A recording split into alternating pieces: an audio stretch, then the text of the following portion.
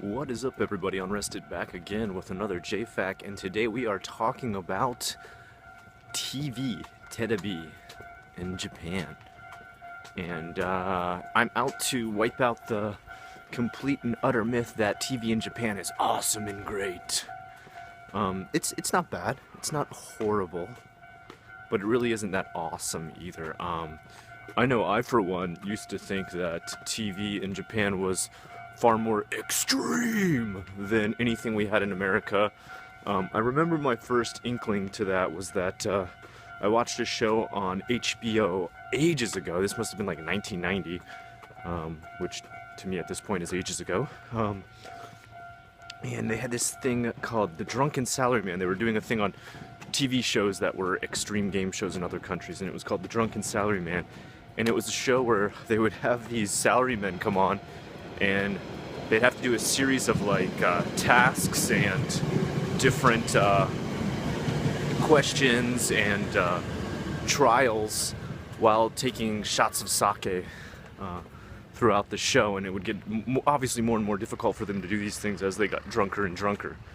And I remember the host talking about how sometimes they would release personal information to the audience for no reason at all, or just piss themselves or something like that, because they'd get just so wasted. And I was like, whoa, that's pretty extreme to just show that on television. And so I thought, wow, if that's an example of every show in Japan, then holy hell, I can't wait to watch TV in Japan. It's going to be pretty freaking extreme. No. That's pretty much not TV in Japan. And that show is long gone. TV in Japan, very, very different from TV in America. First of all, there's nowhere near the amount of channels, the amount of options, or specialty type stuff. For example, specialty channels completely rotating around one certain subject or one certain interest. You can buy cable that may have a few of those, but even those are usually just borrowed from other countries. They don't have their own version of Discovery Channel. They just borrow Discovery Channel and put subtitles on it. They just buy older episodes off of Discovery Channel, and even then it's a select few episodes that you've probably seen ages ago in America, and then they put subtitles on it. And that's only if you buy cable, which is pretty rare for people to do in Japan. The average person does not have time nor wish to spend the money on cable, which is pretty damn expensive. It can be around anywhere from 40 to 90 bucks a month, depending on how many channels you add. It comes in these really ridiculous packages that give you literally 3 or 4 channels added on to your cable package. And again, usually those channels are stuff that's come out in America ages ago. So if you're a gaijin especially, it's just not worth it at all. Just watch it on the internet. I don't support pirating all those different types of stuff and downloading torrents and stuff, but if it's not going to be made available to me and it's going to be stuff that I've seen ages ago, they can't keep up to date with what's currently out, then what are we supposed to do if you have no other source? That being said, getting into a little bit of how Japanese television works, the good parts about it is they do have great little miniseries, great little shows, and I think the greatest thing about a Japanese series or show series, oftentimes, number one, they are adapted from manga, and sometimes they do an incredible job. For example, one of my all-time favorite shows is called Shinya Shokudo, adapted from the manga Shinya Shokudo, about a diner that only opens at midnight, and each time a new customer comes in, they tell the story of that customer, and it's always these either really, really morose stories or really sad stories or dramatic stories, and they're always really well written, and the show itself was actually even better than the manga, in my opinion. Wonderful show. You can check it out, I think, online somewhere, and I highly suggest you do it. It usually has subtitles. I think at this point it's so popular. Recently, what I'm watching now is called Maru Maru Okusan, which means I guess the Be Anything Wife, or the blank wife, meaning like you fill in the blank for what the wife to do. And it's about this woman who is this mysterious lady who won't marry the man she lives with, but instead signs 6-year contracts with him, and acts as his wife, but never wants to get married because she believes the actual act of marriage will corrupt the relationship between people. Which it gets into more than that, but it's pretty complicated, and it's a pretty interesting show with some really strange characters in it. For example, the woman's mother is always trying to snag her contractually signed husband, which is a really weird aspect of the show. It's got all these weird turns and twists, and then he works in a newsroom, and of course there's a fling going on possibly with him and the news lady and all different stuff like that. But here's the great thing about a series like that. It may last a whole season, which is usually what every show gets, at least one run, one season, and maybe, if it's super popular, it'll come back for one more season. But more than 2 seasons is very rare in Japan. The reason being, they don't like to run shows into the ground.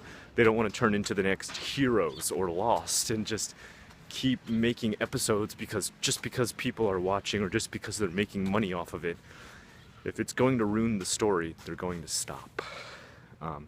If they've run out of ideas, if the characters have reached the pinnacle of everything they can do in the story, then they're gonna stop. And that's cool. A great example of that was Kazoku Game, which would mean like the family game. It was a show where it only needed 1 season. It got to point across and it was finished, and that was great. And I think it may come back with another season. I think they were thinking about it. If it does or if it doesn't, we do not know as of yet.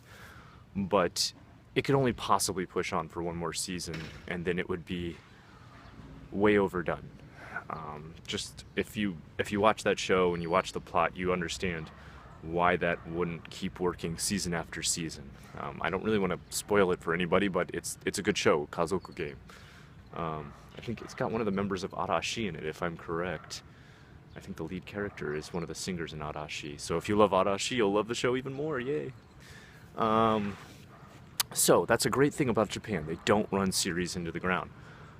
Number 2, another great thing about Japanese TV, commercials are awesome. Commercials are so good in Japan. I could literally watch Japanese TV just for the commercials. And the best thing about the commercials is, number 1, they mix them up a hell of a lot more than American commercials. Like, you will not keep seeing the same damn commercial every 5 seconds. In America, which I just visited recently back in December, I was watching a little bit of the Cartoon Network because, of course, kids. I have 2 kids. And my God, they must have 3 commercials that they just show on repeat on that channel. Same with every other channel, just 3 commercials they show over and over again every single commercial break.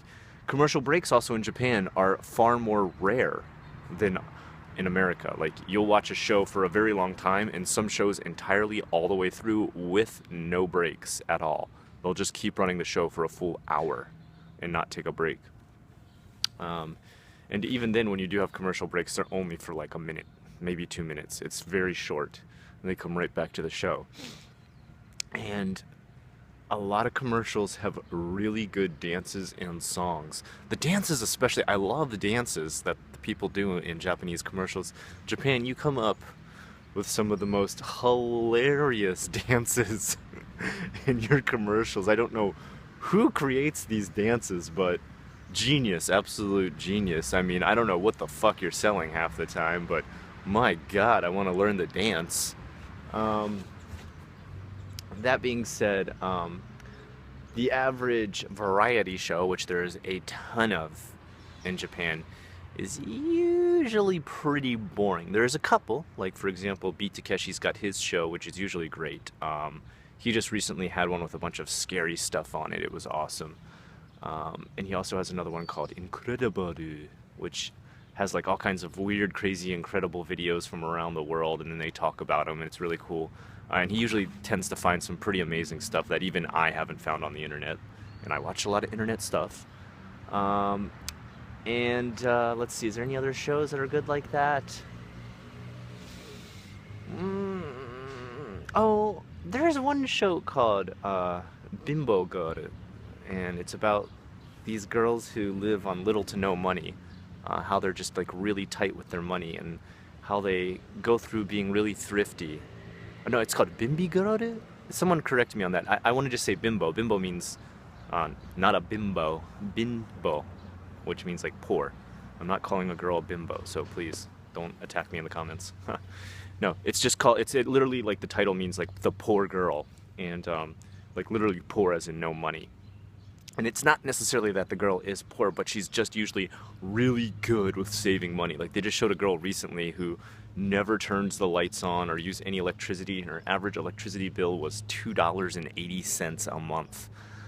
She does stuff like, if she reads a book at nighttime, she'll read it next to the window, and in the stairwell there's a light, so she'll open the window to her apartment and use the light from the stairwell to read the book. Now that's a bit extreme, and I think that could actually hurt your eyes over time, but it's just kind of interesting stuff like that. And there's a girl that they support on the show. They send her around to all these different areas like Hokkaido and Okinawa and stuff like that, and they give her this super small budget, and she has to try and survive like in a tent or like in a fixer-up house and stuff like that.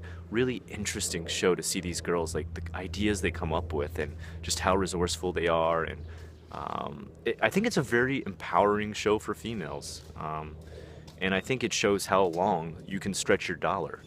So that's why I like that show.